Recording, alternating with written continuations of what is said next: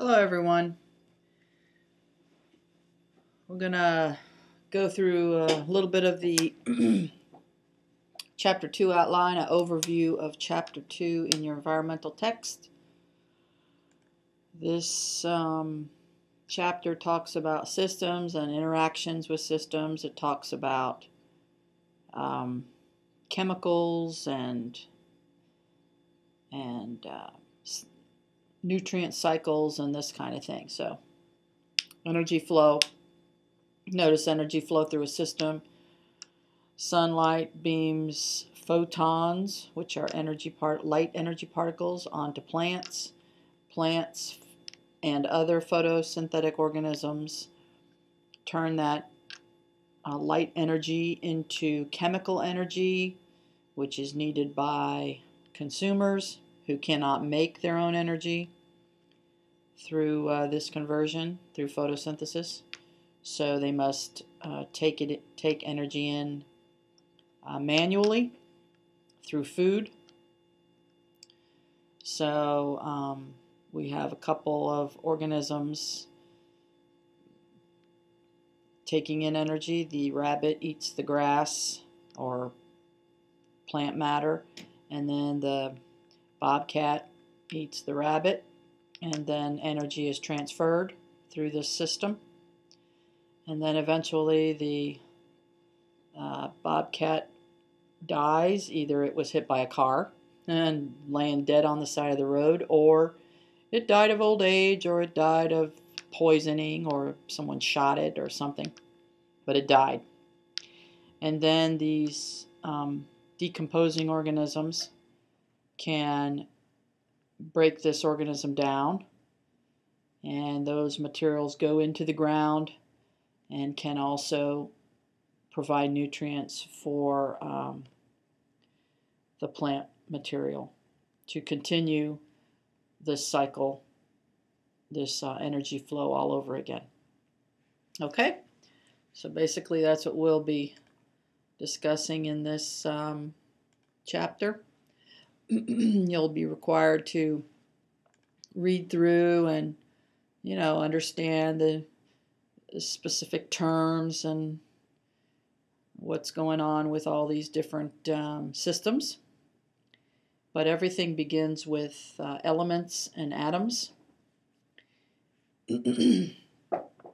Basically, an atom is made up of protons, neutrons, and electrons. Inside of the atom, we call this the nucleus of the atom. And the nucleus is made of the protons and the neutrons. The protons have a positive charge.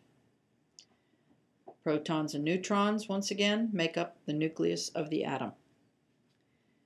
On the outside of the atom, you have orbits, or orbitals, they're called, or energy levels. These electrons are zipping around out here, and they are negatively charged, and they are the energy of the atom. They will bond with other atoms, forming compounds.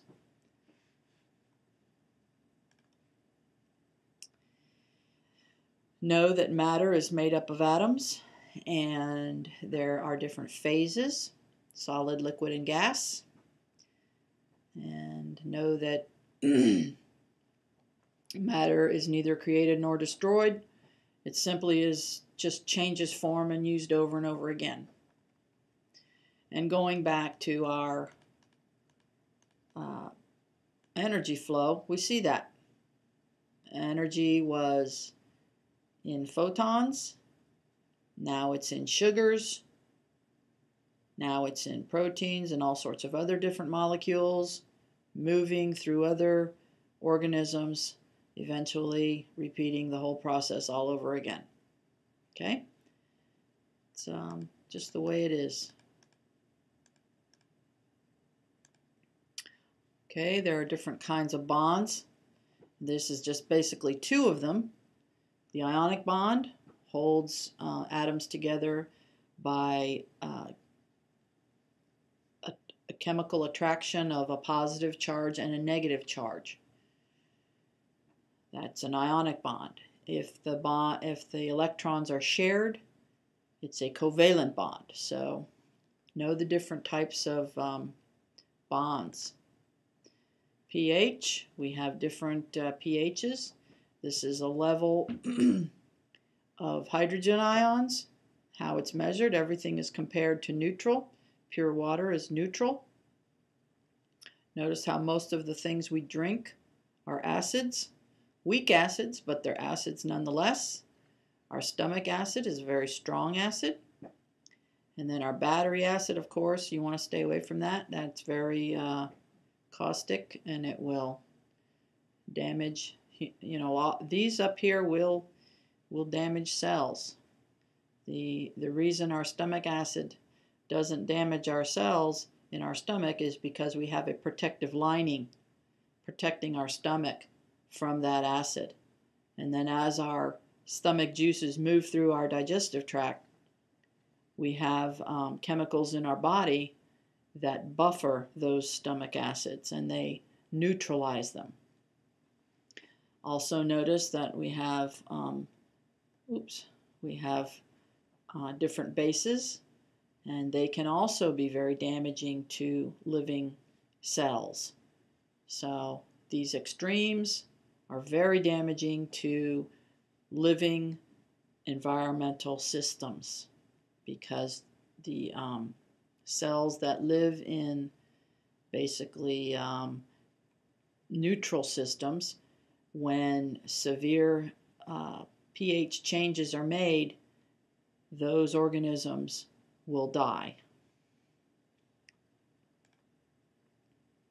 Carbon is the backbone of all of the living systems, and we'll be going through the various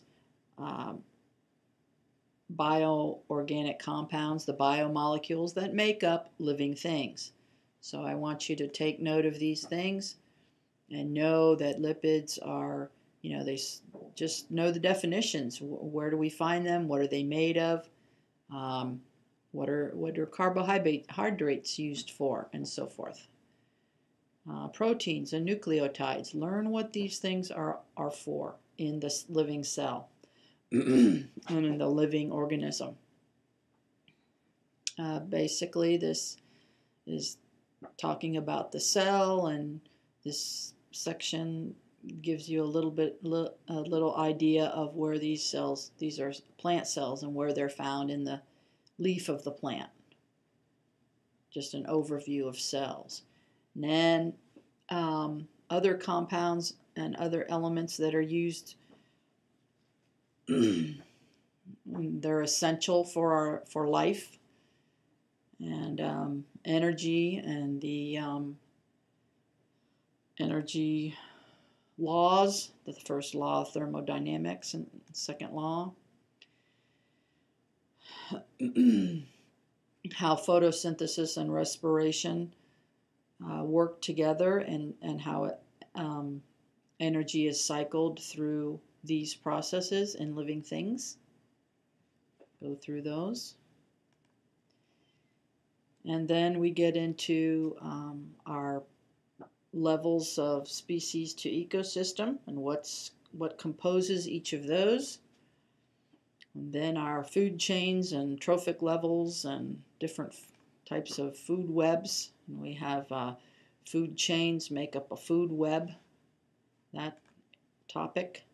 Then our trophic levels, where we have very large amounts of organisms, and then it gradually reduces into the tertiary or the top consumers. And then don't forget the decomposers. These organisms recycle these nutrients back into the soil, and very important for life. Just another diagram of trophic levels. And now the biogeochemical cycles. And we got the hydrologic cycle, which is how water moves from the oceans through evaporation, moves up into the atmosphere, and through precipitation, moves down. It's just a cycle. You can go through these and take your time reading over, how each cycle is important to our world and to ecosystems, and what possible problems could be inherent in humans and natural things that are happening. Fire sometimes happens naturally, but it puts a lot of carbon up in the air, and factories and exhaust, these things cause a lot of carbon buildup in the air, which causes our greenhouse effect. The nitrogen cycle, just another thing, another cycle talking about another chemical that's out there. Phosphorus, another cycle. Phosphate mining, things that humans are doing to increase these phosphates, and then of course runoff, and then of course algal blooms, and these things which are not good for the environment. So another cycle, the sulfur cycle, very heavy sulfur in causing acid rain. Okay, see, acid precipitation, acid rain goes down into the lakes and then changes the pH of the lakes, and then the organisms die. So there's situations that have to be solved of things that we are doing to our environment. So that's basically an overview of this chapter. Have a good day.